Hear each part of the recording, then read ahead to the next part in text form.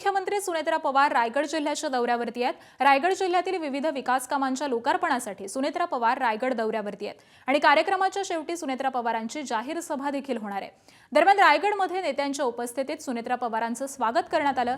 त्यानंतर रोहा शहरामध्ये राष्ट्रवादीच्या कार्यकर्त्यांकडून जेसीबीतून पुष्पवृष्टी करण्यात आली आणि त्यानंतर सुनेत्रा पवारांनी विकास कामांचं उद्घाटन केलं।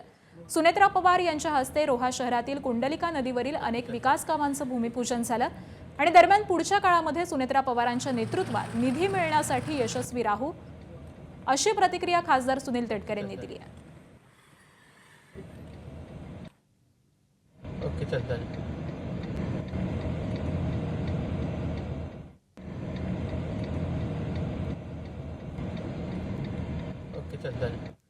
स्वाभाविकपणाने पहिल्यांदाच त्या येत आहेत। एकतर दादा गेल्याच्या नंतर येत आहेत, उपमुख्यमंत्री म्हणून येत आहेत, म्हणून तमाम रायगडचे आमचे सगळे सहकारी वहिनींच्या स्वागताच्या निमित्ताने सज्ज झालेले आहेत। मला विश्वास आहे की पुढच्या कालावधीमध्ये सुद्धा वहिनींच्या नेतृत्वाखाली महाराष्ट्रातल्या महायुतीच्या सरकारकडून विशेष करून राज्याचे मुख्यमंत्री देवेंद्रजी, मुख्यमंत्री एकनाथराव शिंदेसाहेब बहिणी यांच्या माध्यमातून अधिक गती मिळवण्यामध्ये, निधी मिळवण्यामध्ये नामदार आदिती यशस्वी होईल।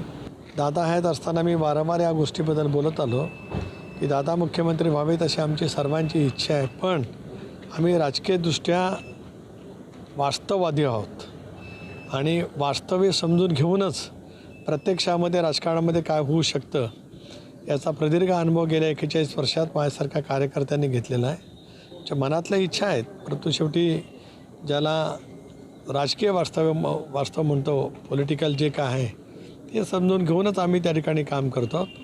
आम्ही आज NDAमध्ये आहोत। मोदी साहेबांच्या नेतृत्वाखालीच राष्ट्रवादी काँग्रेस पक्ष पुढच्या कालावधीमध्ये वाटचाल करणार आहे। महायुती अभ्यास करणं, मजबूत करणं याला अधिक प्राधान्य आमच्या सर्वांचं राहणार आहे।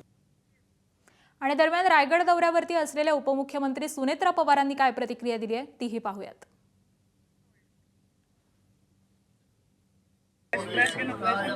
यायचे सुनील तटकरे, बाकीचे इतर नेते मंडळी त्यांचं जल्लोषात स्वागत व्हायचं, आज देखील तुमचं इथं स्वागत झालेलं आहे। आदरणीय दादांचे आणि आदरणीय सुनील तटकरे साहेबांचे संबंध आपल्या सगळ्यांनाच माहिती आहेत आणि दादांशिवाय ते कुठलाही कार्यक्रम करत नसायचे आणि त्याच पद्धतीने त्यांनी आता हे कार्यक्रमसुद्धा माझ्या हस्ते करायचे ठरवले आणि मी आज या कार्यक्रमाला उपस्थित राहिलेली आहे। दादा या ठिकाणी प्रामुख्याने यायचे सुनील तटकरे,